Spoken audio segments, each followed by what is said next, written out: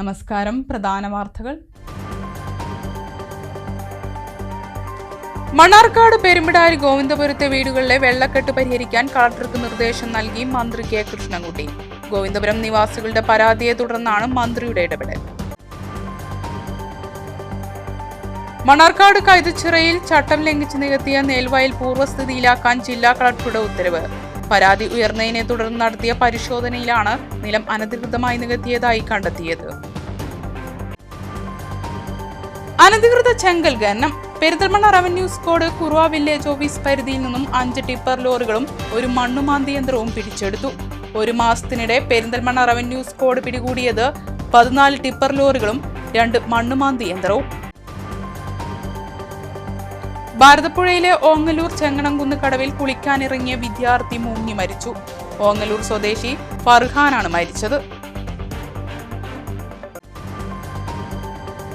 Mannarkkad CVR ആശുപത്രി നിക്ഷേപ തട്ടിപ്പ്. ഇരയായ യുവതിയെയും മകനെയും ആശുപത്രി ഉടമയുടെ പിതാവിന്റെ വീട്ടിൽ പൂട്ടിയിട്ട് റിഷാദിന്റെ ബന്ധുവായ യുവതി. ഇവരെ മോചിപ്പിച്ചത് പോലീസ് എത്തി.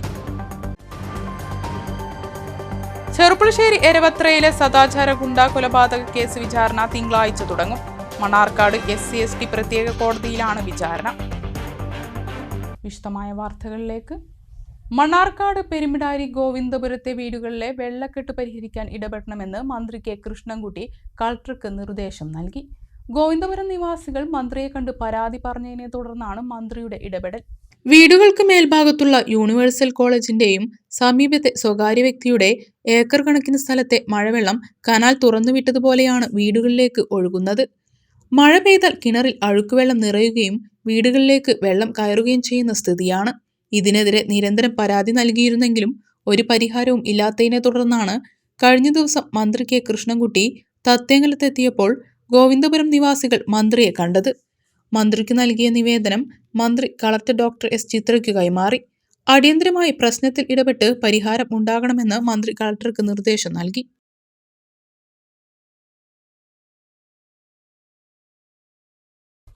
മണ്ണാർക്കാട് കൈതച്ചിറയിൽ ചട്ടം ലംഘിച്ച് നികത്തിയ വയൽ പൂർവ്വസ്ഥിതിയിലാക്കാൻ ജില്ലാ കളക്ടറുടെ ഉത്തരവ്. മണ്ണാർക്കാട് താലൂക്ക് വികസന സമിതിയിൽ നിരവധി തവണ ഉന്നയിച്ച പ്രശ്നത്തിനാണ് കളക്ടറുടെ ഉത്തരവിലൂടെ പരിഹാരമാകുന്നത്. അടിസ്ഥാന നികുതി രജിസ്റ്ററിൽ ഡാറ്റാ ബാങ്കിൽ ഉൾപ്പെട്ടതെന്ന് രേഖപ്പെടുത്തിയ കൈതച്ചിറയിലെ 2 ഏക്കറോളം വയൽ നികത്തിയിരുന്നു. ഇതിനെതിരെ വ്യാപക പരാതി ഉയർന്നതിനെ തുടർന്ന് മണ്ണാർക്കാട് 1 വില്ലേജ് ഓഫീസറും തെങ്കര കൃഷി ഓഫീസറും നടത്തിയ പരിശോധനയിൽ നിലം അനധികൃതമായി നികത്തിയതായി കണ്ടെത്തുകയായിരുന്നു. ഒറ്റപ്പാലം സബ് കളക്ടർക്ക് റിപ്പോർട്ട് നൽകുകയും ചെയ്തു. സബ് കളക്ടർ രേഖകൾ പരിശോധിക്കുകയും സ്ഥലത്തിന്റെ ഉടമയെയും ഉദ്യോഗസ്ഥരെയും വിസ്തരിക്കുകയും ചെയ്തു. ബന്ധപ്പെട്ടവരുടെ മൊഴികളിൽ നിന്നും രേഖകൾ പരിശോധിച്ചതിൽ നിന്നും കേരള തണ്ണീർത്തട സംരക്ഷണ നിയമം ലംഘിച്ചതായി കണ്ടെത്തി. ഇതേ തുടർന്നാണ് നികത്തിയ സ്ഥലം പൂർവ്വസ്ഥിതിയിലാക്കാൻ കളക്ടർ ഉത്തരവിട്ടത്. 2008 മുൻപ് തരം മാറ്റിയെന്ന് ഡാറ്റാ ബാങ്കിൽ തെറ്റായി രേഖപ്പെടുത്തിയത് തിരുത്താൻ മണ്ണാർക്കാട് കൃഷി ഓഫീസർക്ക് കളക്ടർ നിർദ്ദേശം നൽകി. നിശ്ചിത സമയത്തിനകം നിലം പൂർവ്വസ്ഥിതിയിലാക്കിയില്ലെങ്കിൽ സർക്കാർ ചെലവിൽ പൂർവ്വസ്ഥിതിയിലാക്കി ബന്ധപ്പെട്ട കക്ഷിയിൽ നിന്ന് ചിലവ് ഈടാക്കാൻ ഒറ്റപ്പാലം സബ് കളക്ടറെ ചുമതലപ്പെടുത്തി. കഴിഞ്ഞ ഏതാനും മാസമായി മണ്ണാർക്കാട് താലൂക്ക് വികസന സമിതിയിൽ മുതിർന്ന അംഗം M. ഉണ്ണീൻ നിരന്തരം പരാതി ഉന്നയിച്ചിരുന്നു. അനധികൃത ചെങ്കൽ ഖനനവും കല്ല് കടത്തിയതുമായി ബന്ധപ്പെട്ട് പെരിന്തൽമണ്ണ റവന്യൂ സ്ക്വാഡ് മണ്ണുമാന്തി യന്ത്രവും 5 ടിപ്പർ ലോറികളും പിടിച്ചെടുത്തു. ഒരു മാസത്തിനിടെ പെരിന്തൽമണ്ണ റവന്യൂ സ്ക്വാഡ് 14 ടിപ്പർ ലോറികളും 2 മണ്ണുമാന്തി യന്ത്രങ്ങളുമാണ് പിടിച്ചെടുത്തത്. Perinthalmanna revenue squad Kurava village office പരിധിയിൽ നിന്നും 5 ടിപ്പർ ലോറികളും ഒരു മണ്ണുമാന്തി യന്ത്രവും പിടിച്ചെടുത്തു. അനധികൃത ചെങ്കൽ ഖനനം നടത്തുന്നതിന് ഉപയോഗിച്ച മണ്ണുമാന്തി യന്ത്രവും ചെങ്കല് കടത്തുന്ന 5 ടിപ്പർ ലോറികളുമാണ് പിടികൂടിയത്. ഡെപ്യൂട്ടി തഹസിൽദാർ മണികണ്ഠന്റെ നേതൃത്വത്തിലുള്ള സംഘമാണ് JCBയും ടിപ്പർ ലോറികളും പിടിച്ചെടുത്തത്.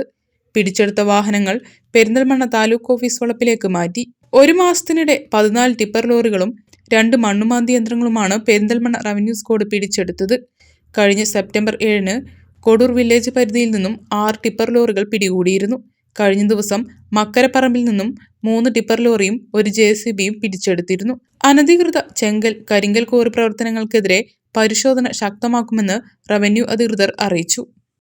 ഭാരതപ്പുഴയിലെ ഓങ്ങല്ലൂർ ചെങ്ങണംകുന്ന് കടവിൽ കുളിക്കാനിറങ്ങിയ വിദ്യാർത്ഥി മുങ്ങി മരിച്ചു. ഓങ്ങല്ലൂർ പറപ്പുറത്ത് വരമംഗലത്ത് മുഹമ്മദിന്റെ മകൻ ഫർഹാനാണ് മരിച്ചത്. കൂട്ടുകാരുമൊത്ത് പുഴയിൽ കുളിക്കാനിറങ്ങിയപ്പോഴായിരുന്നു അപകടമുണ്ടായത്. സംഭവത്തെ തുടർന്ന് പട്ടാമ്പിയിൽ നിന്നെത്തിയ ഫയർഫോഴ്സ് ഏറെ നേരത്തെ തിരച്ചിലിനൊടുവിലാണ് ഫർഹാനെ കണ്ടെത്തിയത്. ഉടൻ പട്ടാമ്പിയിലെ സ്വകാര്യ ആശുപത്രിയിൽ എത്തിച്ചെങ്കിലും മരിച്ചിരുന്നു.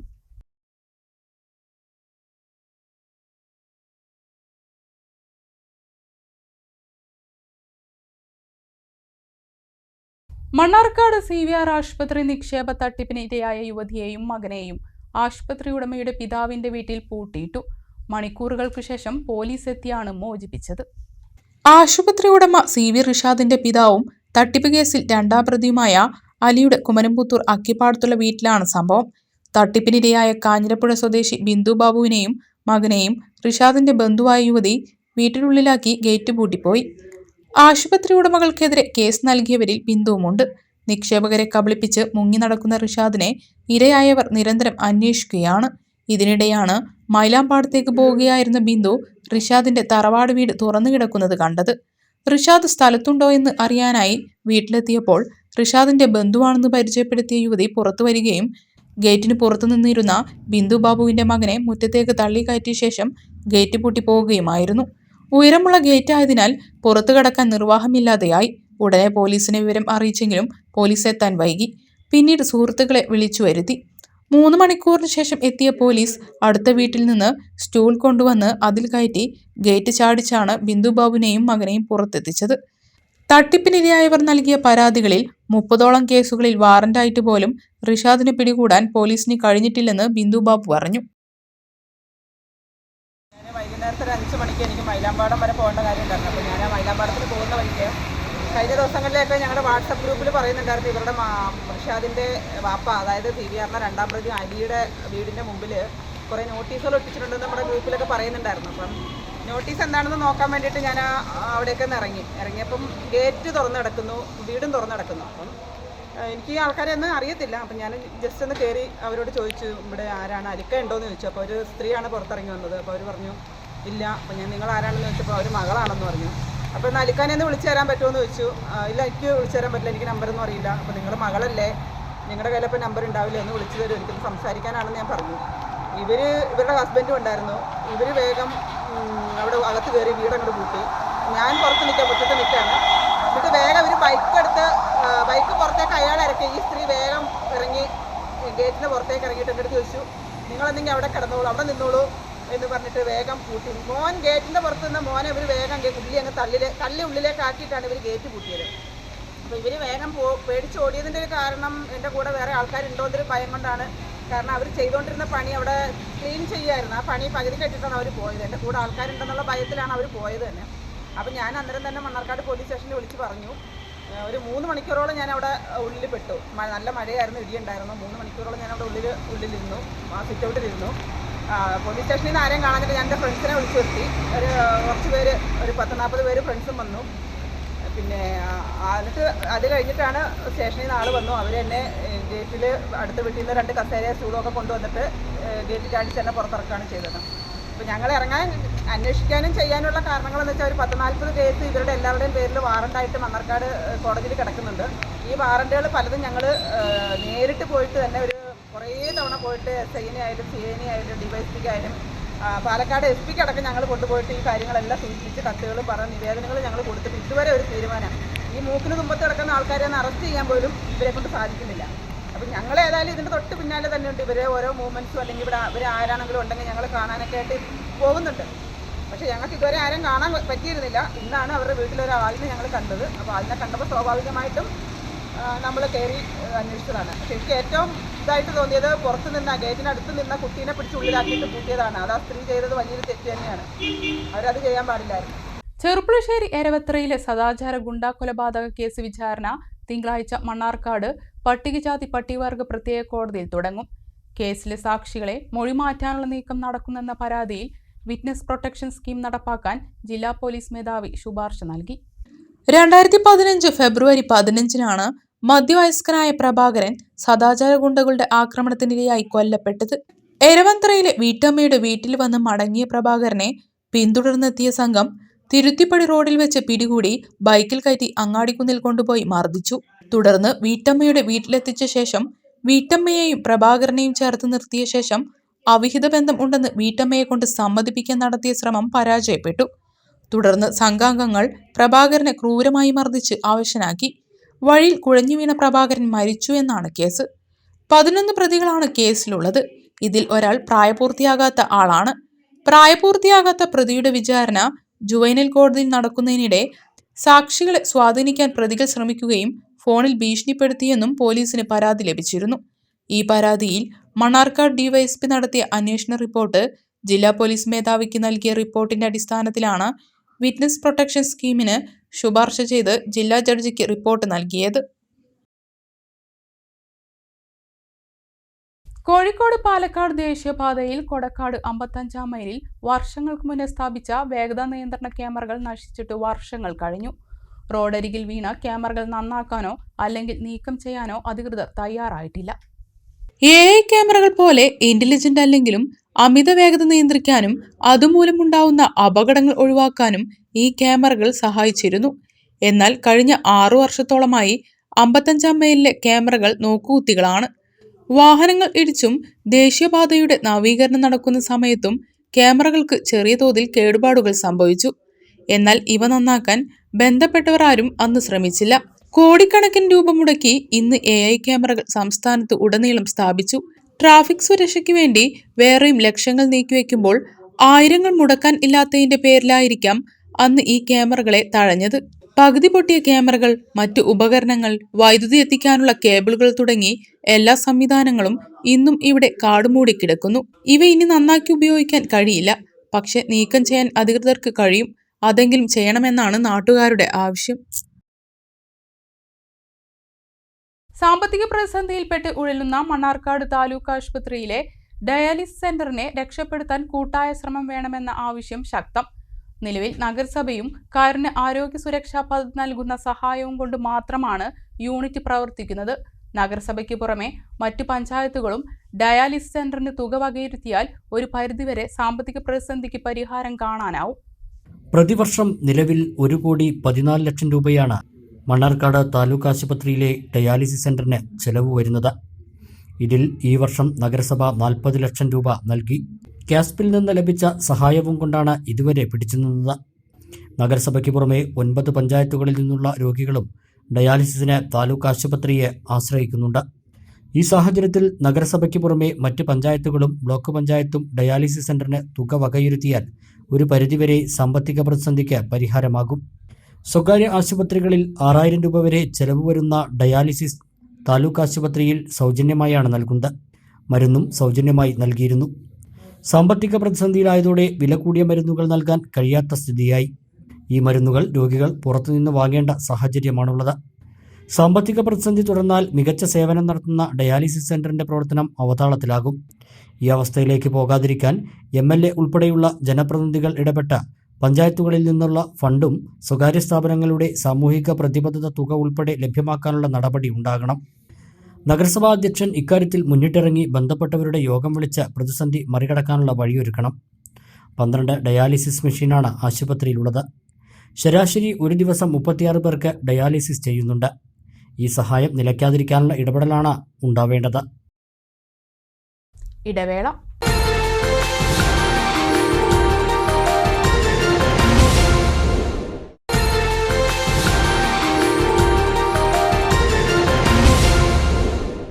വാർത്തകൾ തുടരുന്നു. 8 ഭവനരഹിതർക്ക് വീടൊരുക്കാൻ പെരിന്തൽമണ്ണ പാണമ്പിയിലെ പീപ്പിൾസ് വില്ലേജിൽ തുടക്കമിട്ടു. പീപ്പിൾസ് ഫൗണ്ടേഷനും ബൈത്തു സക്കാത്ത് കേരളയും സംയുക്തമായാണ് 8 ഭവനരഹിത കുടുംബങ്ങൾക്ക് വീടുകൾ നിർമ്മിക്കുന്നത്. ബൈത്തു സക്കാത്ത് കേരള ചെയർമാൻ ഷെയ്ഖ് മുഹമ്മദ് കാരക്കുന്നാണ് വീടുകളുടെ നിർമ്മാണ പ്രവൃത്തിക്ക് തുടക്കമിട്ടത്. ഭൂരഹിത കുടുംബങ്ങളിൽ നിന്ന് അപേക്ഷ വാങ്ങി അർഹതാ മാനദണ്ഡങ്ങൾ നോക്കിയാണ് 8 കുടുംബങ്ങളെ തെരഞ്ഞെടുത്തത്. പെരിന്തൽമണ്ണ പാണമ്പി പീപ്പിൾസ് വില്ലേജിൽ ബൈത്തു സക്കാത്ത് കേരള ചെയർമാൻ ഷെയ്ഖ് മുഹമ്മദ് കാരക്കുന്ന് ശിലാഫലകം അനാച്ഛാദനം ചെയ്ത് വീടുകളുടെ നിർമ്മാണ പ്രവർത്തനങ്ങൾക്ക് തുടക്കമിട്ടു. മണ്ണാർക്കാട് സ്വദേശി നാലകത്ത് അഹമ്മദ് സൗജന്യമായി നൽകിയ 1/2 ഏക്കറോളം സ്ഥലത്താണ് പീപ്പിൾസ് വില്ലേജ് പദ്ധതി നടപ്പാക്കുന്നത്. താഴേക്കോട് പഞ്ചായത്ത് പരിധിയിലാണ് ഈ സ്ഥലം. 8 ലക്ഷം രൂപയാണ് ഒരു വീടിന് ചെലവ് കണക്കാക്കിയിരിക്കുന്നത്. പീപ്പിൾസ് വില്ലേജ് എന്ന പേരിൽ പ്രാദേശിക കമ്മിറ്റിയുടെയും ഗുണഭോക്താക്കളുടെയും ഹിതം കൂടി ചേർത്താണ് വീടുകളുടെ നിർമ്മാണം പൂർത്തിയാക്കുക. പീപ്പിൾസ് ഫൗണ്ടേഷന്റെ 4ാമത്തെ പീപ്പിൾസ് വില്ലേജും ബൈത്തു സക്കാത്ത് കേരളയുടെ സഹായത്തോടെയുള്ള 8ാമത്തെ വില്ലേജുമാണ് പാണം ബിയിലേത്. ശിലാസ്ഥാപനത്തിനു ശേഷം ഷിഫ കൺവെൻഷൻ സെന്ററിൽ നടന്ന ചടങ്ങ് ബൈത്തു സക്കാത്ത് കേരള ചെയർമാൻ ഷെയ്ഖ് മുഹമ്മദ് കാരക്കുന്ന് ഉദ്ഘാടനം ചെയ്തു. സക്കാത്ത് സമ്പന്നന്റെ സ്വത്തിലെ ദരിദ്രന്റെ അവകാശമാണെന്ന് ഷെയ്ഖ് മുഹമ്മദ് കാരക്കുന്ന് പറഞ്ഞു. അത് വ്യക്തികളുടെ നിർബന്ധിത ബാധ്യതയാണെന്നും ദാരിദ്ര്യ നിർമ്മാർജ്ജനത്തിനും സമൂഹത്തെയും രാജ്യത്തെയും ശാക്തീകരിക്കുന്നതിനും അത് കാരണമാകുമെന്നും അദ്ദേഹം പറഞ്ഞു. People's Foundation vice chairman M Abdul Majeed മുഖ്യപ്രഭാഷണം നടത്തി. 17.5 കോടിയുടെ പദ്ധതി വയനാട്ടിലെ മുണ്ടക്കൈയിൽ പീപ്പിൾസ് ഫൗണ്ടേഷൻ നടത്താൻ പോവുകയാണെന്നും അതെല്ലാം ഉദാരമതികളുടെ സന്മനസ്സാലാണ് നടപ്പാക്കുന്നതെന്നും അദ്ദേഹം പറഞ്ഞു. Shifa group of institutions chairman doctor P Unneen വീടുകളുടെ നറുക്കെടുത്തു. ജമാഅത്തെ ഇസ്ലാമി ജില്ലാ vice president A T Sharafuddeen ചടങ്ങിൽ അധ്യക്ഷത വഹിച്ചു. ബ്ലോക്ക് പഞ്ചായത്ത് അംഗം Prabeena Habeeb, Thazhekode panchayat vice president Moidu Pubilakkal, Nalakath Ahammed, Jamaat-e Islami Perinthalmanna area president O P Khalid, welfare party Perinthalmanna മണ്ഡലം president A Adeeq Santhapuram, K Abdul Rahim, Masjidul Huda president doctor എഹിയ തുടങ്ങിയവർ സംസാരിച്ചു.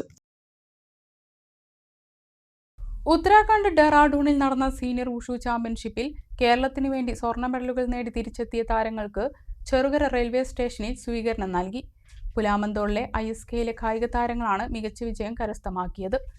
14 ജില്ലകളിൽ നിന്നും തിരഞ്ഞെടുക്കപ്പെട്ട 38 താരങ്ങളാണ് ദേശീയ ചാമ്പ്യൻഷിപ്പിൽ പങ്കെടുത്തത്.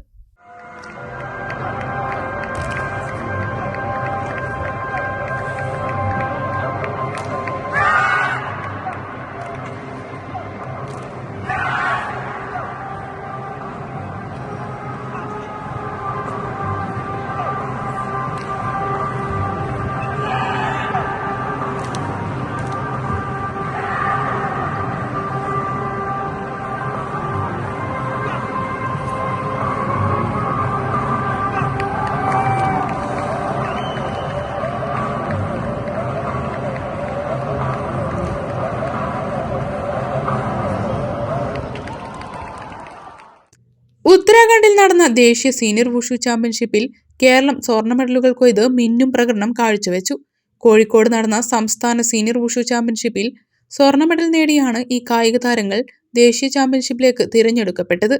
കേരളത്തിലെ 14 ജില്ലകളിൽ നിന്നായി 38 താരങ്ങൾ ദേശീയ ചാമ്പ്യൻഷിപ്പിൽ പങ്കെടുത്തു.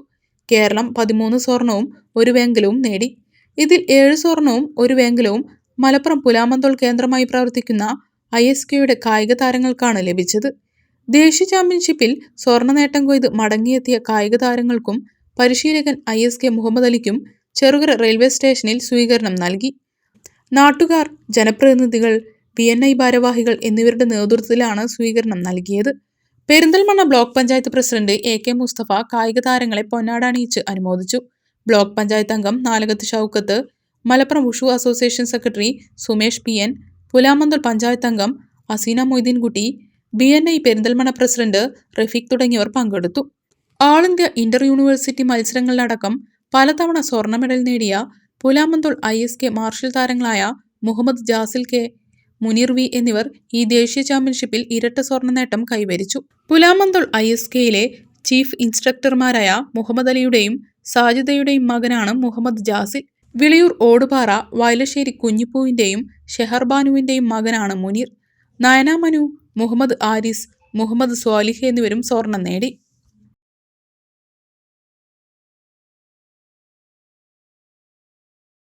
പ്രതിസന്ധി ഘട്ടങ്ങളിലും നിരാശപ്പെടാതെ പ്രവർത്തിക്കുന്ന എല്ലാ സാമൂഹ്യ പ്രവർത്തകരെയും സമൂഹം അംഗീകരിക്കുക തന്നെ ചെയ്യുമെന്ന് കേന്ദ്രമന്ത്രി ജോർജ് കുര്യൻ പറഞ്ഞു.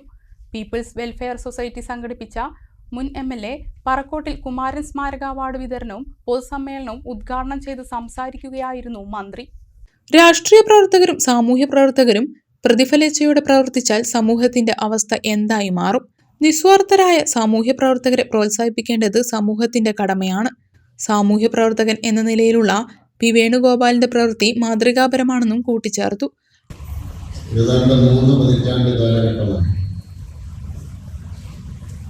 എനിക്ക് വേണുഗോപാലിനെ സാമൂഹ്യ പ്രവർത്തന രംഗത്ത് എന്ത് പ്രതിസന്ധി ഉണ്ടായാലും പുഞ്ചിരിച്ചുകൊണ്ട് നടക്കുന്ന ഒരു സാമൂഹ്യ പ്രവർത്തകൻ. 90കളുടെ ആദ്യമായിരിക്കും അദ്ദേഹത്തെ പരിചയപ്പെടുന്നത്. രാഷ്ട്രീയ പ്രവർത്തനത്തിൻ്റെ ഭാഗമായിട്ട്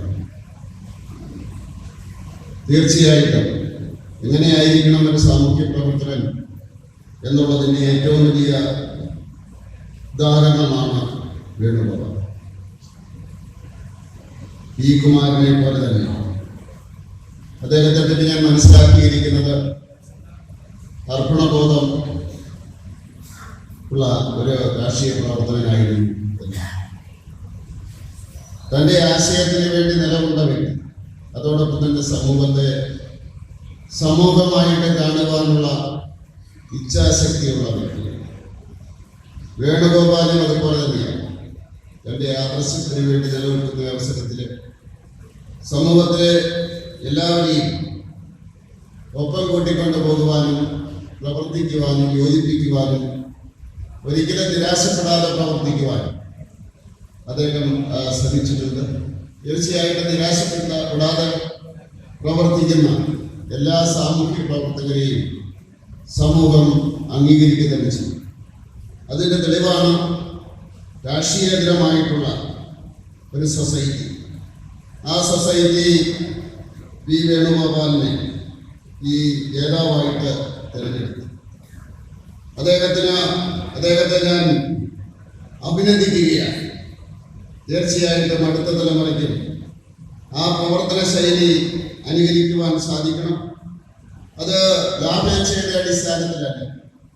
രാഷ്ട്രീയ പ്രവർത്തകരും സാമൂഹ്യ പ്രവർത്തകരും ലാഭേച്ഛയുടെ അടിസ്ഥാനത്തിൽ പ്രവർത്തിക്കുക മാത്രം ചെയ്യുകയാണെങ്കിൽ സമൂഹത്തിന്റെ അവസ്ഥ എന്താകുമായിരിക്കും? തീർച്ചയായിട്ടും സമൂഹത്തിൽ ഇങ്ങനെയുള്ള അനേകം ആൾക്കാരുണ്ട്. അവരെയെല്ലാം പ്രോത്സാഹിപ്പിക്കണം. വേണുഗോപാലിനെ ഒരിക്കൽ കൂടി അഭിനന്ദിച്ചുകൊണ്ട് ഈ യോഗം ഉദ്ഘാടനം ചെയ്തുകൊണ്ട് ഞാൻ എൻ്റെ വാക്കുകൾ ഉപസംഹരിക്കുന്നു. നന്ദി, നമസ്കാരം. അവാർഡ് ജേതാവ് പി വേണുഗോപാലൻ മന്ത്രിയിൽ നിന്നും പുരസ്കാരം സ്വീകരിച്ചു. ശ്രീകൃഷ്ണപുരം സംഗീത ശില്പം ഓഡിറ്റോറിയത്തിൽ നടന്ന ചടങ്ങിൽ society chairman P C Mohanan അധ്യക്ഷത വഹിച്ചു. BJP സംസ്ഥാന secretary C Krishnakumar, V Vishwanathan, Biju Karimbanchola, Vijitha teacher, SP Ramakrishnan, doctor Rameshan Kottayappurath, KV Ashok Devan, Santhosh KP, Haridas തുടങ്ങി നിരവധി പേർ പങ്കെടുത്ത് സംസാരിച്ചു. ചടങ്ങിൽ വിവിധ അപേക്ഷകളുടെ സ്വീകരണവും മന്ത്രി നടത്തി.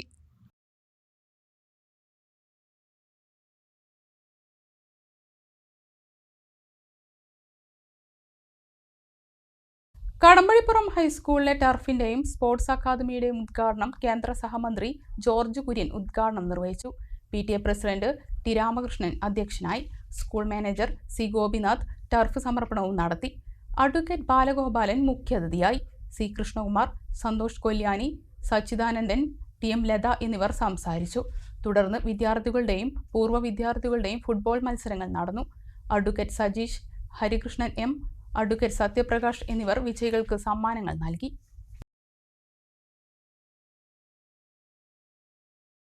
ITI വിദ്യാർത്ഥികൾക്ക് ബിരുദദാന ചടങ്ങൊരുക്കി Cheruppassery ideal campus of education. Ideal campus manager Abdul Majeed Manusseri പരിപാടിയുടെ ഉദ്ഘാടനം നിർവഹിച്ചു. വിഷനേറിയ 2K24 എന്ന പേരിലാണ് ഐഡിയൽ പ്രൈവറ്റ് ITIയുടെ 2022-24 ബാച്ച് വിദ്യാർത്ഥികളുടെ ബിരുദദാന ചടങ്ങ് നടന്നത്. Ideal campus manager Abdul Majeed Manusseri പരിപാടിയുടെ ഉദ്ഘാടനം നിർവഹിച്ചു. കഴിഞ്ഞ വർഷം ഇതുപോലുള്ള വർക്ക്ഷോപ്പുകളും സെമിനാറുകളും നടത്തി കേന്ദ്ര ഗവൺമെൻറ്റിൻ്റെയും സംസ്ഥാന ഗവൺമെൻറ്റിൻ്റെയും ഇൻഡസ്ട്രിയൽ മേഖലകളിലുള്ള ഇതേപോലെ തന്നെ ലേബർ വിഭാഗത്തിൽ വർക്ക് ചെയ്യുന്ന ടെക്നിക്കൽ എഡ്യൂക്കേഷൻ്റെ കീഴിൽ വർക്ക് ചെയ്യുന്ന ഒട്ടനവധി ഫാക്കൽറ്റികളെ കൊണ്ടുവന്നുകൊണ്ട് ഗവൺമെൻറ് അത് വളരെ മാതൃകാപരമായി ഈ രംഗത്തേക്ക് കുട്ടികളെ ആകർഷിക്കുന്നതിന് വേണ്ടിയുള്ള ഒരുപാട് പ്രവർത്തനങ്ങൾ നടത്തിക്കൊണ്ടിരിക്കുന്നു. ഇന്നും നമ്മുടെ രാജ്യത്ത് നിന്ന് കേരളത്തിൽ നിന്നടക്കം ജപ്പാനിലേക്കും ജർമ്മനിയിലേക്കും അവിടുത്തെ ഗവൺമെൻറ്റുമായി റൂട്ട്സുമായി ബന്ധപ്പെട്ടുകൊണ്ട് അതേപോലെ തന്നെ ഒട്ടനവധി പ്രവർത്തനങ്ങൾ നടത്തിക്കൊണ്ടിരിക്കുന്നുണ്ട്. നമുക്കറിയാം വികസിത രാജ്യങ്ങളിൽ ജപ്പാൻ, ജർമ്മൻ, ഓസ്ട്രേലിയ, ന്യൂസിലാൻഡ് പോലുള്ള വികസിത രാജ്യങ്ങൾ നേരത്തെ ഗൾഫായിരുന്നു നമ്മുടെ ഏറ്റവും വലിയൊരു സ്വപ്നം. ITI പ്രിൻസിപ്പൽ പ്രതീഷ് അധ്യക്ഷത വഹിച്ചു. Ideal campus academic coordinator Muhammad Unais P ബിരുദദാന പ്രസംഗവും വിദ്യാർത്ഥികൾക്കുള്ള പ്രതിജ്ഞയും ചൊല്ലിക്കൊടുത്തു. ശേഷം ചടങ്ങിലെ വിശിഷ്ട വ്യക്തികൾ സർട്ടിഫിക്കറ്റ് വിതരണവും വിവിധ മേഖലകളിൽ ശോഭിച്ച വിദ്യാർത്ഥികൾക്കുള്ള പുരസ്കാരങ്ങളും നൽകി. ITI department head Sinsha P സ്വാഗതം അറിയിച്ചു. Ideal campus administrative director Nasiya P, class leader Jithin എന്നിവർ ആശംസയും IT ഇൻസ്ട്രക്ടർ അർച്ചന NK നന്ദിയും അറിയിച്ചു. തച്ചനാട്ടുകര മേലെക്കൊടക്കാട് ശിവക്ഷേത്ര റോഡിലൂടെയുള്ള ഗതാഗതം സ്തംഭിച്ചു. മഴവെള്ളം കുത്തിയൊലിച്ച് റോഡിന്റെ വശത്ത് രൂപപ്പെട്ടത് വലിയ കുഴികൾ. സമീപത്തുള്ള പാടശേഖരത്തെ വിളകൾ മാർക്കറ്റിൽ എത്തിക്കാൻ തലച്ചുമട് മാത്രമാണിപ്പോൾ ഏകമാർഗം. ദേശീയപാത മേലെക്കൊടക്കാട് നിന്നും ശിവക്ഷേത്രത്തിലേക്കും സമീപത്തെ പാടശേഖരത്തെ ശേഖരങ്ങളിലേക്കും എത്താനുള്ള 150 മീറ്ററോളം ദൂരമുള്ള റോഡിന്റെ വശമാണ് പൂർണ്ണമായും തകർന്നത്. വർഷങ്ങൾക്ക് മുന്നേ ചെയ്ത ടാർ ഇളകിപ്പോയിരുന്നു. എന്നാലും വാഹനങ്ങൾക്ക് കടന്നുപോകാൻ വലിയ പ്രയാസം ഉണ്ടായിരുന്നില്ല. 6 മാസം മുന്നേ ജൽജീവൻ മിഷന്റെ ഭാഗമായി വശം കീറി പൈപ്പിട്ടിരുന്നു. തുടർന്ന് മഴ പെയ്തതോടെ പൈപ്പിന് മുകളിലിട്ട മണ്ണും കല്ലും ഒലിച്ചുപോയി. ഇതോടെ വലിയ കുഴിയാണ് രൂപപ്പെട്ടത്. ഇരുചക്ര വാഹനങ്ങൾക്ക് മാത്രം കഷ്ടിച്ച് കടന്നു പോകാം. ഓട്ടോറിക്ഷകൾ പോലും വന്നാൽ കുഴിയിൽ വീഴും. നിരവധി നാണ്യവിളകൾ കൃഷി ചെയ്യുന്ന കൊടക്കാട് പാടശേഖരത്തെ വിളകൾ മാർക്കറ്റിൽ എത്തിക്കണമെങ്കിൽ 100 മീറ്ററോളം തലച്ചുമടായി ദേശീയപാതയോരത്തേക്ക് എത്തിക്കേണ്ട സ്ഥിതിയാണ്. കൃഷിസ്ഥലത്തേക്ക് എത്തിക്കേണ്ട വസ്തുക്കളും ചുമക്കണം. ശിവക്ഷേത്രത്തിലേക്ക് വരുന്നവർ ദേശീയപാതയിൽ വാഹനങ്ങൾ നിർത്തി നടന്നു പോകണം. വിഷയം ബന്ധപ്പെട്ടവരെ അറിയിച്ചെങ്കിലും ഒരു പരിഹാരവും ഉണ്ടായില്ലെന്ന് പ്രദേശവാസിയായ EB രാജേഷ് പറഞ്ഞു. ഇന്ന് ആളുകൾക്ക് ക്ഷേത്രത്തിലേക്ക് വരുന്നതിനോ അല്ലെങ്കിൽ താഴെയുള്ള പാടത്ത് നിന്ന് അവരുടെ കാർഷിക വിളകൾ കയറ്റുമതി ചെയ്യുന്നതിനുള്ള സൗകര്യമൊക്കെ നഷ്ടപ്പെട്ടിരിക്കുകയാണ്. ആളുകൾ വളരെയധികം ബുദ്ധിമുട്ടുന്ന ഈ സാഹചര്യത്തിൽ പഞ്ചായത്ത് അധികൃതരെ ഇത് ബോധ്യപ്പെടുത്തിയിട്ടുണ്ട്. പക്ഷെ അവരുടെ ഭാഗത്തു നിന്ന് അനുകൂലമായിട്ടുള്ള ഒരു സമീപനം ഇതുവരെ ഉണ്ടായിട്ടില്ല. കാരണം ജലജീവൻ മിഷന്റെ ഭാഗമായി ചാല് കീറിയതോടുകൂടി റോഡിൽ വലിയ ഗർത്തങ്ങൾ ദിവസേന ദിനംപ്രതി ബൈക്കുകളും മറ്റും വാഹനങ്ങൾ വീണ് ദിനംപ്രതി ആളുകൾക്ക് പരിക്കേൽക്കുന്ന ഒരു സാഹചര്യമാണ് നമുക്കിവിടെ കാണാൻ കഴിയുന്നത്. അതിശക്തമായ മഴയാണെങ്കിൽ ക്ഷേത്രക്കുളത്തേക്കും റോഡിൽ വെള്ളം പതിക്കാറുണ്ട്. തച്ചനാട്ടുകര ഗ്രാമപഞ്ചായത്തിലെ 6ാം വാർഡിലാണ് റോഡ് സ്ഥിതി ചെയ്യുന്നത്. ഒരു ഇടവേള കൂടി.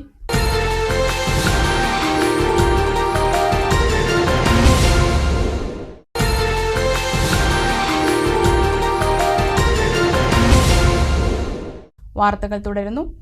പകരാവൂർ ശിവക്ഷേത്രത്തിൽ ദേവി ഭാഗവത നവാഹയജ്ഞവും നവരാത്രി മഹോത്സവ പരിപാടികളും തുടരുന്നു. ഒക്ടോബർ 2-ന് ആരംഭിച്ച പരിപാടികൾ 13-ന് സമാപിക്കും.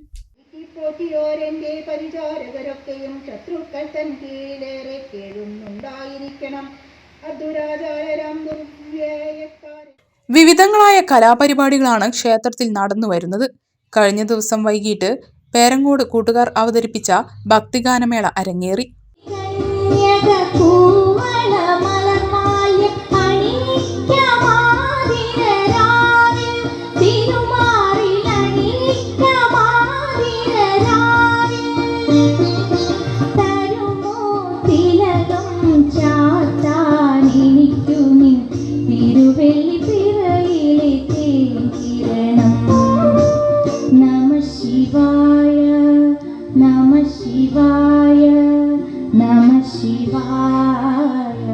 തുടർന്നുള്ള ദിവസങ്ങളിൽ വിവിധ കലാപരിപാടികൾ അരങ്ങേറും. 10-ന് വൈകിട്ട് ക്ഷേത്രത്തിൽ പൂജവെപ്പ് നടക്കും. 13-ന് രാവിലെ കഥകളി ആചാര്യൻ കലാമണ്ഡലം രാമൻകുട്ടി വിദ്യാരംഭത്തിന് തുടക്കം കുറിക്കും. അന്നേ ദിവസം പ്രഭാത ഭക്ഷണം, രാത്രി ലഘുഭക്ഷണം എന്നിവ ഉണ്ടായിരിക്കും.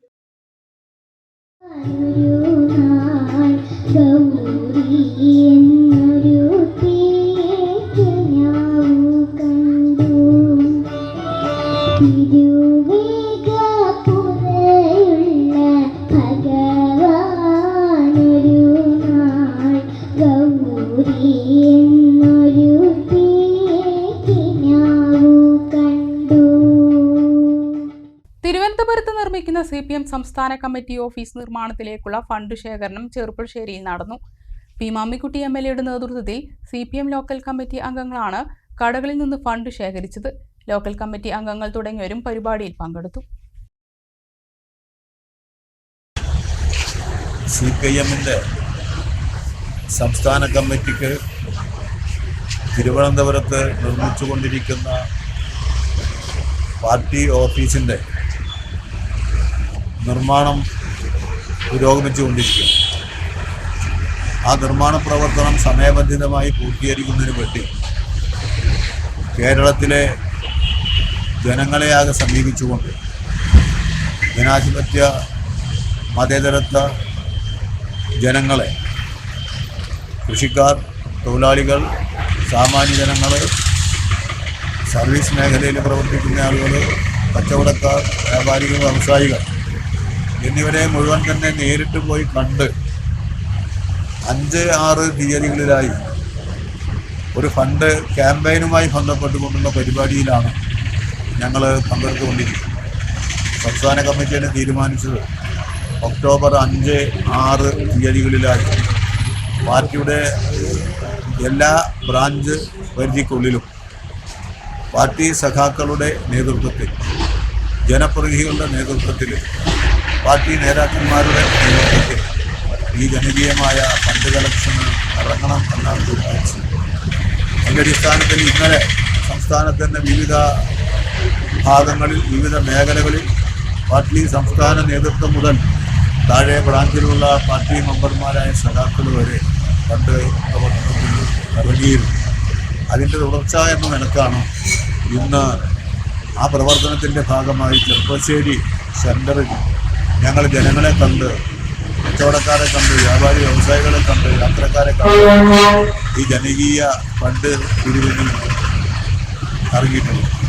എഴുത്തുകാരനും അധ്യാപകനുമായിരുന്ന PK സുധാകരൻ മാസ്റ്ററെ കലാകാരന്മാരുടെയും സാംസ്കാരിക പ്രവർത്തകരുടെയും കൂട്ടായ്മയായ മലബാർ സൗഹൃദവേദി അനുസ്മരിച്ചു. ചെറുപ്പശ്ശേരി ശബരി ഹാളിൽ നടന്ന അനുസ്മരണ സമ്മേളനത്തിൽ വേദി സെക്രട്ടറി ദിനേശൻ എഴുവന്തല അധ്യക്ഷത വഹിച്ചു. K. ബാലകൃഷ്ണൻ, മോഴിക്കുന്നം ദാമോദരൻ നമ്പൂതിരി, വിജയൻ കാടാങ്കോട്, ഡോക്ടർ മൊയ്തീൻകുട്ടി, വേദി സെക്രട്ടറി ഗോപൻ എഴക്കാട്, ബിജുമോൻ പന്തിരുകുലം എന്നിവർ സംസാരിച്ചു. ലോങ് ജമ്പിൽ ദേശീയതലത്തിൽ സ്വർണം നേടിയ ശിവരഞ്ജിനിയെ ഡോക്ടർ മൊയ്തീൻകുട്ടി ആദരിച്ചു. മലബാർ സൗഹൃദവേദിയുടെ ആഭിമുഖ്യത്തിൽ ഗ്രന്ഥകാരനുമായുള്ള അഭിമുഖ പരിപാടിയുടെ ഉദ്ഘാടനം ചെറുപ്പശ്ശേരിയിൽ നടന്നു. സ്വഭാവവും മനോഭാവവും എന്ന പുസ്തകം രചിച്ച KK ജയരാജനുമായാണ് ആദ്യ അഭിമുഖം നടന്നത്. ചടങ്ങിൽ സാംസ്കാരിക പ്രവർത്തകൻ ബിജുമോൻ പന്തിരുകുലം അധ്യക്ഷത വഹിച്ചു. സാഹിത്യകാരി Prabha Vijay, Shalini Murali, K. Balakrishnan, Dinesh Ezhuvanthala, doctor Moideenkutty Madra, retired head master Vijayakrishnan, Gopan Ezhakkad, Sunil Unnikrishnan, Chithra Vinu എന്നിവർ സംസാരിച്ചു. പല സ്ഥലങ്ങളിലും നടന്നിട്ടുള്ള കോളേജ് ലെവലുകളിൽ, Palakkad Victoria college, saint Thomas college, college ഡിപ്പാർട്ട്മെൻറ്റ്സിൻ്റെ അവയിൽ ക്രിസ്ത്യൻ കാര്യങ്ങളൊക്കെ നടക്കുന്നുണ്ടായിരുന്നു. പിന്നെ അതിന് പുറമെ അനൗപചാരികമായിട്ടുള്ള രീതിയിൽ അതും ഈ വരുന്ന ആളുകൾ, പങ്കെടുക്കുന്ന ആളുകൾ എല്ലാവരും അത്തരമൊരു മാനസികമായിട്ട് ഇത്തരം കാര്യങ്ങളെയൊക്കെ കുറച്ചും കൂടി നിലവിൽ നിൽക്കുന്ന സാമൂഹികമായിട്ടുള്ള കാര്യങ്ങൾ, അല്ലെങ്കിൽ സാംസ്കാരിക മേഖലയിൽ നടക്കുന്ന കാര്യങ്ങൾ, അല്ലെങ്കിൽ രാഷ്ട്രീയ മേഖലയിൽ, ശാസ്ത്രത്തിൻ്റെ മേഖലയിൽ എല്ലാം നടക്കുന്ന ഈ കാര്യങ്ങളെ വളരെ ഗൗരവത്തോടുകൂടി കാണുന്ന ആളുകളാണ്. അതിൽ എല്ലാറ്റിലും ഭൂരിഭാഗം പങ്കാളിത്തവും എന്ന് കൃത്യമായിട്ട് എനിക്ക് പറയാൻ. പ്രധാന വാർത്തകൾ വീണ്ടും. മണ്ണാർക്കാട് പെരുമ്പിടാരി ഗോവിന്ദപുരത്തെ വീടുകളിലെ വെള്ളക്കെട്ട് പരിഹരിക്കാൻ കളക്ടർക്ക് നിർദ്ദേശം നൽകി മന്ത്രി K. കൃഷ്ണൻകുട്ടി. ഗോവിന്ദപുരം നിവാസികളുടെ പരാതിയെ തുടർന്നാണ് മന്ത്രിയുടെ ഇടപെടൽ. മണ്ണാർക്കാട് കൈതച്ചിറയിൽ ചട്ടം ലംഘിച്ച് നികത്തിയ നെൽവയൽ പൂർവ്വസ്ഥിതിയിലാക്കാൻ ജില്ലാ കളക്ടറുടെ ഉത്തരവ്. പരാതി ഉയർന്നതിനെ തുടർന്ന് നടത്തിയ പരിശോധനയിലാണ് നിലം അനധികൃതമായി നികത്തിയതായി കണ്ടെത്തിയത്. അനധികൃത ചെങ്കൽ ഖനനം. Perinthalmanna revenue squad Kuruva village office പരിധിയിൽ നിന്നും 5 ടിപ്പർ ലോറികളും ഒരു മണ്ണുമാന്തി യന്ത്രവും പിടിച്ചെടുത്തു. ഒരു മാസത്തിനിടെ പെരിന്തൽമണ്ണ റവന്യൂ സ്ക്വാഡ് പിടികൂടിയത് 14 ടിപ്പർ ലോറികളും 2 മണ്ണുമാന്തി യന്ത്രവും. ഭാരതപ്പുഴയിലെ ഓങ്ങല്ലൂർ ചെങ്ങണംകുന്ന് കടവിൽ കുളിക്കാനിറങ്ങിയ വിദ്യാർത്ഥി മുങ്ങി മരിച്ചു. ഓങ്ങല്ലൂർ സ്വദേശി ഫർഹാനാണ് മരിച്ചത്. മണ്ണാർക്കാട് CVR ആശുപത്രി നിക്ഷേപ തട്ടിപ്പ്. ഇരയായ യുവതിയെയും മകനെയും ആശുപത്രി ഉടമയുടെ പിതാവിന്റെ വീട്ടിൽ പൂട്ടിയിട്ട് റിഷാദിന്റെ ബന്ധുവായ യുവതി. ഇവരെ മോചിപ്പിച്ചത് പോലീസ് എത്തി.